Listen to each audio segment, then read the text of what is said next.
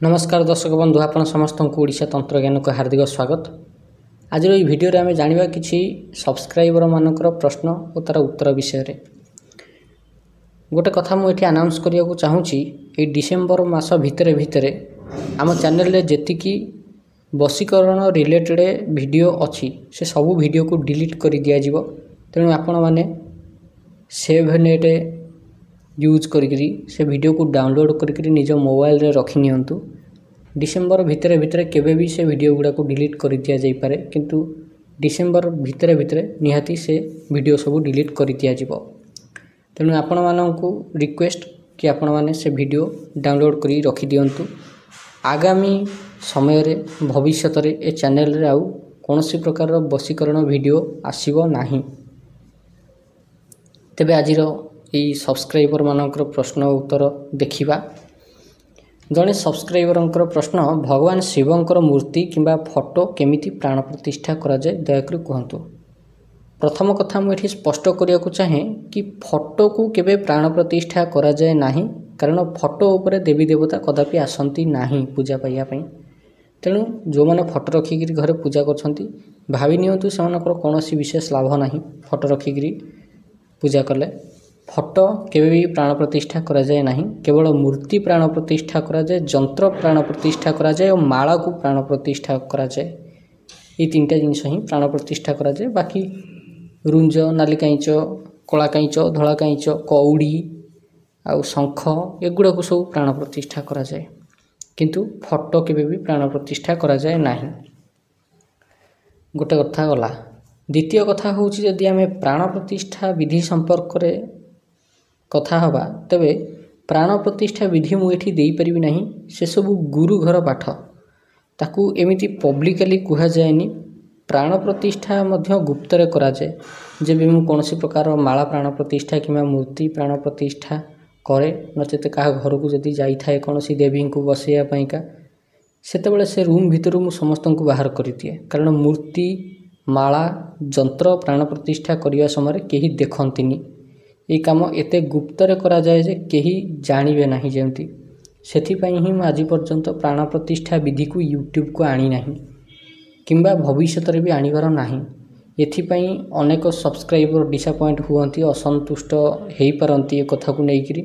किंतु थरे बुझिया को चेष्टा करंतु। जेहेतु मु गोटे गुरु परंपरा सह जोड़ी हेइकरी अछि, तो आम से गुरु परंपरा रो किछि नियम को मध्ये हमको मानिबा को पड़िबो। मोर ए कथा को लेकिन अनेक सब्सक्राइबर असंतुष्ट हो पारती, किंतु जोटा नियम सेटा नियम। आम गुरु परंपरार जेहेतु यहाँ गोपनीय विद्या, तेणु या मुझे बाहर को आनीपारि ना। किसी जिनस अच्छे आम मानवा को पड़ो।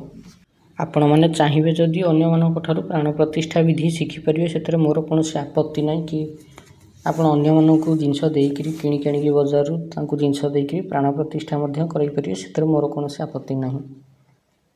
किंतु ये चैनल जहाँ भी विद्या दि जाए सब ऑथेंटिक विद्या दि जाए। जदि प्रॉपर ढंग से प्राण प्रतिष्ठा होती, भिन्न भिन्न मंत्र रे सिद्ध कराई, ताले निहाती विद्या काम करिवो, एथरे संदेह नहीं। आउ जने सब्सक्राइबर प्रश्न कि विख्यात ज्योतिष हवा पाइका केउ साधना करिबा। देखंतु ज्योतिष हवा पाइका सबुठ प्रथम कथा होची ग्रह नक्षत्र तांकर चाल आउ तांकर गोचर राशि एगुड़ा को सब जानिया को पड़िबो। ज्योतिष विद्या को प्रॉपर जदि शिक्षा को इच्छा, ताले चारिटा बुक मैं आपन को कहूची, से चारिटा बुक को ही फॉलो करिवे, देखिए भल ज्योतिष विद्या आपन शिखि परिवे। कौन कौन से बुक? गोटे होची भृगु संहिता, आउ गोटे होची पराशर होरा शास्त्र, ये गला दुई। तृतीय होची ज्योतिष तत्वांक, ये टाइप रो गोटे किछि बही अछि। आउ गोटे बही अछि, तार नाटा होची चिंतामणि। गोटे को चिंतामणि रही था, मन पकई कहूँ। गोटे है भृगु संहिता, गोटे है पराशर होरा शास्त्र। हाँ, आउ गोटे होची कल्याण ज्योतिष तत्वांक बहीर नाटा। आउ गोटे प्रकार बही अछि, ता ना होची अनुभूत जोगावली फलित ज्योतिषर भल बही। यहाँ गोटे आउ गोटे जो बही अच्छी सेटा होची सर्वार्थ चिंतामणि। ये गोटे बढ़िया माने एडवांस लेवल रो ज्योतिष शास्त्र बही आ गोटे बही अच्छी ता ना हूँ ज्योतिष सार। ये हूँ बही जोटा को यूज करा जाए ज्योतिष विद्या शिक्षापी। अच्छा ये जेहेतु आपंकर प्रश्न अच्छी विख्यात ज्योतिष हाँपाई क्यों साधना करने उचित तेरे दुई प्रकार साधना अच्छी गोटे हूँ पंचांगुली साधना आ गोटे हूँ त्रिकाल ज्ञान सिद्धि साधना। पंचांगुली साधना हूँ सबुठ श्रेष्ठ साधना जो मैंने समुद्र शास्त्र बाबद को जानती हस्तरेखा विचार अल्प अल्प जानती से निहाती पंचांगुली साधना करने द्वारा भल रिजल्ट मिले नचेत त्रिकाल दर्शन साधना करने द्वारा जड़े ज्योतिष विद्या प्रवीण हो पार किंतु ये कंडीशन ये आपण पंचांगुली साधना करंतु किंबा अन्य कौन त्रिकाल दर्शन साधना करंतु यही साधना सह वाक्य सिद्धि साधना निहाती आपन को करिया को पड़ियो तेबे जाइकरी आपन जहाँ प्रेडिक्शन देवे ताहा सत हब।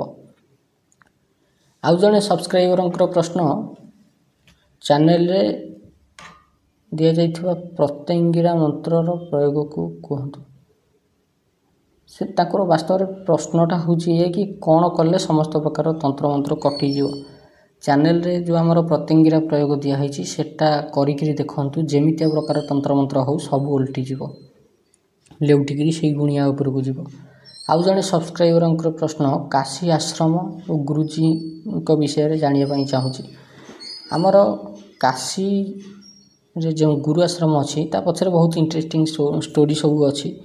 वास्तव में आम गुरु होउछंती महिषूर राजा जो अच्छी महिषूर राजवंशर राजगुरु आम गुरुदेव जड़े अघोरी बाबा पाखे पिलाटी दिन रहीकि तंत्र विद्या शिक्षा करुले। गुरुदेव आगम निगम और डामर तंत्र प्रकांड विद्वान कालीकूल एवं श्रीकूल उभय कूल परंपरार विद्या से जानती। गुरुदेव राजगुरु पदवी अधिषिक्त होते किंतु गुरु को जेबे राजगुरु पदवी पर निमंत्रण करागला सेतेबेले से मना करते कहले कि मु मोर संपूर्ण जीवन काशी रे बिताइबा चाहे जेहेतु राज परिवार परंपरा अच्छी गुरुदेव तांको भाई को किछि विद्या शिखेले और राजगुरु पदवी अधिषिक्त करैले। बाकी महिषूर राजा जहाँ किसी प्रॉब्लम हुए से डायरेक्ट गुरु पाखक कांटेक्ट करती और गुरु काशी रे थाइकि नचेत महिषूर जाइकरी काम करके पूजा पाठ करके पुणी काशी को फेरी आसती। केवल जो महिषूर राज परिवार सह संबंध अच्छी ताहा नुहे विजयगढ़ राज परिवार सह रामनगर राज परिवार सह गुरुंकर भल संपर्क अच्छी।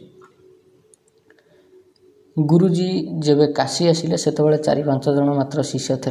धीरे धीरे आखपाख लोक आसिया को लगिले सेतेबेले गुरुजी ओस्त गछ मूल काली माँ को स्थापना करथिले। धीरे धीरे लोक आसिले एवं आश्रम टेम्परारी टीण आजबेस्ट पड़िकी तैयारी हैला। जेबे मु सेठी रहउथली सेतेबेले टीण आजबेस्ट रे ही रूम डिवाइड होइथिला। मोर विद्या शेष होगा पर सेठू पलि आसिली। आहरी अनेक पिला सेठी अछंती जे माने सेठी रहीकि शिखुछंती। अनेक थर भाबिलानी मु आश्रम पाखक जीवी बोली हेले समय होउनी कि जोग फिटुनी कि मु आ काशी की फेरी पारुनी। अवश्य एवं घर हो गलानी सेतबेले गुरु निजे 10 महाविद्या को निजे स्थापित करथले साधना करी। एवं किंतु घर सेठी हो गलानी आगुरु आजबेस्ट थिला मंदिर टाइप होइछि। अनेक लोक मध्य आसुछंती अनेक लोक शिखुछंती अनेक लोक निज पई पूजा पाठ कराउछंती। आउ जने सब्सक्राइबर प्रश्न पूर्व जन्मर क्यों पाप जोगु ए जन्म रे कुंडली रे शनि दूती थाए शनि सूर्य दूती थाए। भल इंटरेस्टिंग क्वेश्चन। शनि सूर्य दूती अर्थात एकाठी होकर कुंडली रे जदि बसी थांती तेबे सेभली लोकंक सह गोटे प्रॉब्लम देखा जाए जे माने लोकन को निज हिसाब रे काम करई पारंतिनी कारण कर्मचारी मानकर कथा सुनंतिनी मानंतिनी। कर्मचारी मटेरियल सब चोरी करिक नहीं जाती। गोटे लोक पूर्व जन्म रे राष्ट्र धन हरण जदि करथाए देशर संपत्ति को लुटिकी बिक्री करिथाए श्रमिक मजुरिया श्रेणीर लोकंकर परिश्रम अर्जित धन जदि हरण करथाए तेबे तार कुंडली रे श्रमिक धन हरण दोष लगे किंबा भृत्य दोष लगे। भृत्य दोष कौन? भृत्यर अर्थ होची चाकर जे चाकर को बहुत हतादर करे चाकर को ठीक टाइम रे पैसा दिएनी आज देवी काली देवी पहरदिन कहि देवी कहिकरी खेले किंबा चाकर रो पैसा को खाई देई थाए नहीं जाई थाए सेतेबेले ए दोष सृष्टि हुए। ठीक ए जुति जदि अग्नि तत्व राशि रे थाए तेबे धनु राशि रे किंबा सिंह राशि रे थाए जानियो जे पूर्व जन्मर पितृ ऋण एवं मध्य बाकी अच्छी। वर्तमान जन्म रे पितृ सेवा करिकरी से ऋण को सुझीबा को पड़िबो। ଯେଉଁମାନେ ନିଜ ପୂର୍ବଜନ୍ମରେ ପିତାଙ୍କ ପ୍ରତି ଥିବା ଦାୟିତ୍ୱ ତୁଲେଇ ନଥାନ୍ତି ଭଲରେ, ନିଜ ମୁଣ୍ଡକୁ ହାତ ପାଇଲା ପରେ ଛାଡ଼ିକିରି ପଳେଇ ଯାଇଥାନ୍ତି ସେମାନଙ୍କୁ, ସେଭଳିଆ ଲୋକଙ୍କର କୁଣ୍ଡଳୀରେ ପିତୃ ଋଣ ଲାଗିଯାଏ। ପିତାଙ୍କ ପ୍ରତି ନିଜର ବର୍ତ୍ତମାନ ଜନ୍ମରେ ଦାୟିତ୍ୱ ତୁଲେଇବାକୁ ପଡ଼ିବ। ଆଉ ଜଣେ ସବସ୍କ୍ରାଇବରଙ୍କର ପ୍ରଶ୍ନ, ସଂକଳ୍ପ କରିକି ସାଧନା ରୋକିଦେଲେ କ'ଣ ହେବ? ସାଧନା ଖଣ୍ଡିତ ହେବ ଆଉ ସାଧନା ଖଣ୍ଡିତ ଦୋଷ ଲାଗିବ। ଯଦି ସଂକଳ୍ପ ନେଇଛନ୍ତି କୌଣସି କାରଣବଶତଃ ଅଜାଣତାରେ ଭାଙ୍ଗିଯାଏ ତେବେ ଚଳିବ, କିନ୍ତୁ ଯଦି ଜାଣିଶୁଣି ସାଧନା ଖଣ୍ଡିତ କରାଯାଏ ତେବେ ସାଧନାର ଦୋଷ ଲାଗେ। ଗୋଟେ ସାଧନାର ଦୋଷ ଲାଗିବା ମାତ୍ରେ କଦାପି ସେ ସାଧନା ଆଉ ଫଳିତ ହୁଏନି କି ସିଦ୍ଧ ହୁଏନି। ଏ ଭିତରେ ଅନେକ ଲୋକ ଫୋନ୍ କରୁଛନ୍ତି, ମୁଁ ଉଠେଇ ନାହିଁ ବୋଲି ସେମାନେ କମେଣ୍ଟରେ ଜଣାଉଛନ୍ତି। ବାସ୍ତବିକ କଥା ହେଉଛି ଏବେ ଆମର ସାଧନା ଚାଲିଛି, ପ୍ରାୟ 35 ଦିନ ହେଲାଣି ଚାଲିଛି, ଆହୁରି ଅନେକ ଦିନ ଚାଲିବ। ସର୍ବମୋଟ ଏଇଟା 3 ମାସର ସାଧନା, ପ୍ରାୟ 35 ଦିନ ସାଧନା ଅଲରେଡ଼ି ସରିଗଲାଣି। ଆମେ ହେଲୁ ସାଧକ ବର୍ଗର ଲୋକ। ମୁଁ ତ କମ୍ପ୍ଲିଟଲି ୟୁଟ୍ୟୁବ୍ ଉପରେ ଆଉ ନୁହେଁ ନିର୍ଭରଶୀଳ। ଆମେ ଯେବେ ସାଧନା କରୁ ପୁରସ୍ଚରଣ ହିସାବରେ କରୁ, ସାଧନା ଏକଦମ ଗୁପ୍ତରେ କରୁ। ଦିନକୁ କମ୍ ସେ କମ୍ ଯଦି 300-400 କଲ୍ ଆସିବା, ମୁଁ ପ୍ରତ୍ୟେକ ଲୋକଙ୍କର କଲ୍ ରିସିଭ୍ କରିବାକୁ ଲାଗି ମୋ ସାଧନାର ଉର୍ଜା ଆଉ ରହିବ ତ? ଯିଏ ବି କଲ୍ କରିବ ମିନିମମ୍ 5 ମିନିଟ୍ ଟାଇମ୍ ନେବ। ଏପଟେ ମନ୍ତ୍ର ଜପ କରିକିରି କଣ୍ଠ ରୁଦ୍ଧ ହୋଇଯାଇଥିବ, ପାଟିରୁ ବଚନ ବାହାରୁ ନଥିବ, ଆଉ ସେମାନଙ୍କୁ ମସ୍ତାନି କଲା ଟାଇପ୍ର ଲାଗୁଛି।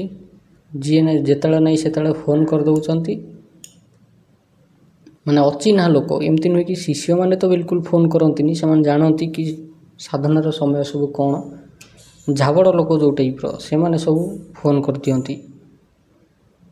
ସେମାନେ ବୁଝନ୍ତିନି କି ବାସ୍ତବରେ, ଆଉ ପ୍ରାୟତଃ ଲୋକ ସବୁ ଯେଉଁ କଲ୍ କରନ୍ତି ସେମାନେ ଫୋନ୍ କରନ୍ତି ଖାଲି ଇନଫର୍ମେସନ୍ ପାଇଁ, ଟାଇମ୍ ପାସ୍ ପାଇଁକା, ଯେଉଁଟାକ କି ମୋତେ ବିଲକୁଲ ପସନ୍ଦ ନୁହଁ। ଯେଉଁମାନଙ୍କର ଇନଫର୍ମେସନ୍ ଦରକାର, ଯେଉଁମାନେ ଶିଷ୍ୟ, ସେମାନଙ୍କୁ ତ ନିହାତି ଇନଫର୍ମେସନ୍ ଦିଆଯାଏ, କାରଣ ସେମାନେ ନିଜେ ସାଧନା ଉପରେ ବସିଥାନ୍ତି। ସାଧନାର ତାଙ୍କର ଯେଉଁ ଅନୁଭୂତି ଗୁଡ଼ାକ ହେଉଥାଏ, ସେ ଅନୁଭୂତି ଅନୁସାରେ ତାଙ୍କୁ ଇନଫର୍ମେସନ୍ ଦେବାକୁ ପଡ଼େ। କାହାର କ'ଣ ହେଇଛି କ'ଣ ନାହିଁ, ସାଧନାକୁ କେମିତି ମଡ଼ିଫାଏ କରିବ, କେଉଁ ମନ୍ତ୍ର ଯୋଡ଼ିବ, କେଉଁ ମନ୍ତ୍ର ଛାଡ଼ିବ, ଏମିତି ସବୁ ଅନେକ ଗୁଡ଼ାଏ କଥା ଅଛି ଯେଉଁଗୁଡ଼ାକ କି ଶିଷ୍ୟମାନଙ୍କ ସହ ମୋର କନଭରସେସନ୍ ଚାଲିଲେ ସେଟା ମୁଁ ପସନ୍ଦ କରେ। କିନ୍ତୁ ଯେଉଁମାନେ ଫାଲତୁରେ ଫୋନ୍ କରନ୍ତି ବଶୀକରଣ ଟାଇପ୍ର କାମ ପାଇଁକା, ମୁଁ ସେମାନଙ୍କୁ ରିକ୍ୱେଷ୍ଟ କରୁଛି କି ଆପଣ ସେ ବାବଦକୁ ଫୋନ୍ କରନ୍ତୁନି। କି ଯଦି କାହାର କିଛି ଜିନିଷ ହଜିଯାଇଛି ସେ ଫୋନ୍ ଲଗାଇ ଦେଉଛନ୍ତି, ଭାବୁଛନ୍ତି ଯେ ମୁଁ ଏଠି ଗୋଟେ କାଉଁରୀ କାଠି ଧରିକି ବଇଛି, ସେ ଖାଲି ନାଁ କହିବେ ଅମୁକ ଜିନିଷଟା ହଜିଛି ମାନେ ମୁଁ କାଉଁରୀ କାଠି ଲଗାଇ ଦେଇକି ତାଙ୍କୁ କହିଦେବି କି ତୁମ ଜିନିଷଟା ଅମୁକ ଜାଗାରେ ଥୁଆ ହେଇଛି, ଯାଅ ନେଇ ଆସିବ। ଆମର ଏଠି ସେମିତି କିଛି ହୁଏ ନାହିଁ। ଯଦି ବି କଲ୍ କରିବା ମିନିମମ୍ ତ 5 ମିନିଟ୍ ଟାଇମ୍ ନେବେ ପ୍ରତ୍ୟେକ ଲୋକ ରିସିଭ୍ କଲେ। ଏପଟେ ମନ୍ତ୍ର ଜପ କରିବି ନା ସେପଟେ ଫୋନ୍ ରିସିଭ୍ କରିବି, ଗୋଟେ ଥର ଆପଣ ଭାବିକିରି କୁହନ୍ତୁ। ସେ ଲୋକଙ୍କର ଫୋନ୍ ନ ଉଠାଇଲେ ତାଙ୍କୁ ଅଫଣ୍ଟେଡ଼୍ ବୋଧହୁଏ ଲାଗୁଛି। ସେମାନେ ଭାବୁଛନ୍ତି କି ପଇସା ଫେକ୍ ତମାସା ଦେଖ, ପଇସା ପକାଇକିରି କାମ କରାଇ ନେବେ। କେବେ ସାଧନାର ମାର୍ଗକୁ ଆସିକିରି ଦେଖନ୍ତୁ, ସାଧନା କରିକି ଦେଖନ୍ତୁ, ତାପରେ ଜାଣିବେ କଷ୍ଟଟା କ'ଣ। ତଣ୍ଟି ଫଣ୍ଟି କେମିତି ପଡ଼ିଯାଏ, ଗରମ ପାଣି ପିଇକିରି ଗରମ ସେକ ଦେଇକିରି ବେକକୁ ଦେଇକିରି ଆମେ କେତେ କଷ୍ଟରେ ସାଧନାଟା କମ୍ପ୍ଲିଟ୍ କରୁ। ଆଉ ଲୋକମାନଙ୍କୁ ଏସବୁ କାମ ଗୁଡ଼ାକ ମସ୍ତାନି ବୋଲି ଲାଗେ। ତମମାନଙ୍କୁ ଲାଗୁଛି ଯେ ଗୁରୁଜୀ ଫାଙ୍କା ବସିଛନ୍ତି, ଆମେ ଫୋନ୍ କରିବା ମାତ୍ରକେ ସାଙ୍ଗେ ସାଙ୍ଗେ ଉଠାଇ ଦେବେ ଆଉ ପ୍ରୋବ୍ଲେମଟା ସଲ୍ଭ କରିଦେବେ। କହିବା ମାତ୍ରକେ ଗୁରୁଜୀ ଝୁଣା ଧରିକି ବସିଥିବେ, ହୋମକୁ ଝୁଣା ପକାଇକିରି ସ୍ୱାହା କହିଦେବା ମାତ୍ରକେ ଏପଟେ କାମ ଯେମିତି ହେଇଯିବା ଦରକାର। ଲୋକ ଏଇଭଳିଆ ସବୁ ଭାବୁଛନ୍ତି। ସେଥିପାଇଁ ମୁଁ କହେ କି ଯାହାର ଯାହା ଦରକାର ଅଛି ହ୍ୱାଟ୍ସଆପ୍ରେ ମେସେଜ୍ କରନ୍ତୁ। ଆମ ଧାରା ଅନ୍ୟମାନଙ୍କ ଭଳି ନୁହେଁ। ତୁମମାନଙ୍କୁ ସମସ୍ୟା ଦେଖାଯାଉଛି, ଆମକୁ ସାଧନା ଦେଖାଯାଉଛି। ଲୋକଙ୍କର ମଦ ପିଇବା, ଷ୍ଟାଟସ୍ ମେଣ୍ଟେନ୍ କରିବା, ଭଲ ଡ୍ରେସ୍ ପିନ୍ଧିବା, ଏଗୁଡ଼ା ଯେମିତି ଗୋଟେ ଗୋଟେ ସଉକ, ଆମମାନଙ୍କର ସେମିତି ସାଧନା କରିବା ହେଉଛି ଗୋଟେ ସଉକ। ଯେଉଁମାନେ ଫୋନ୍ କରି କହୁଛନ୍ତି ଯେ ଆପଣ ବଶୀକରଣ କାମ କରୁନାହାନ୍ତି, ତେବେ ମୋବାଇଲ୍ ନମ୍ବର କାହିଁକି ଦେଇଛନ୍ତି, ତେବେ ସେମାନଙ୍କୁ ମୁଁ ଗୋଟିଏ କଥା କହିବାକୁ ଚାହୁଁଛି ଯେ ଏଇ ଚ୍ୟାନେଲ୍ କେବଳ ସାଧକମାନଙ୍କ ପାଇଁକା।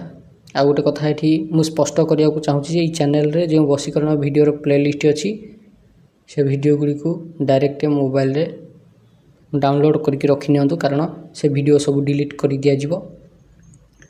ଡିସେମ୍ବର ଭିତରେ ସେ ଭିଡ଼ିଓ ସବୁ ଡିଲିଟ୍ କରି ଦିଆଯିବ। କେବେ ବି ଡିଲିଟ୍ ହୋଇପାରେ। ଆଉ ଭବିଷ୍ୟତରେ କେବେ ବି ଏଇ ଚ୍ୟାନେଲ୍ରେ ବଶୀକରଣ ଭିଡ଼ିଓ ଆସିବ ନାହିଁ, କେବଳ ସାଧନା ଭିଡ଼ିଓ ଆସିବ। ଏବଂ तंत्रमंत्रर गोपनीय रहस्य सबू एक्सप्लोर करवा। एणु जेते प्रकार गुप्त तांत्रिक विद्या अच्छी तांत्रिक साधना सबू विद्या अच्छी केवल से रिलेटेड वीडियो ही एठी अपलोड हम। आशा करछि आपण माने सहयोग करिवे। या भितर अनेक गुड़ाए लामा साधना जैन साधना अघोर साधना उपरे एक्सपेरिमेंट करी बाहर करिछि ताकू धीरे धीरे ये चैनल रे अपलोड करा जीवो। लोक शिखंतु लोक जानतु लोक व्यवहार करंतु से सब साधना वीडियो गुड़िक आगु को आसीबो। आशा करुछि आपनको वीडियोटी भल लागिथिबो। जदि वीडियोटी भल लागिछि एभली वीडियो देखिया पई आपण हम चैनल ओडिशा तंत्र ज्ञान को निहाती सब्सक्राइब करंतु। धन्यवाद।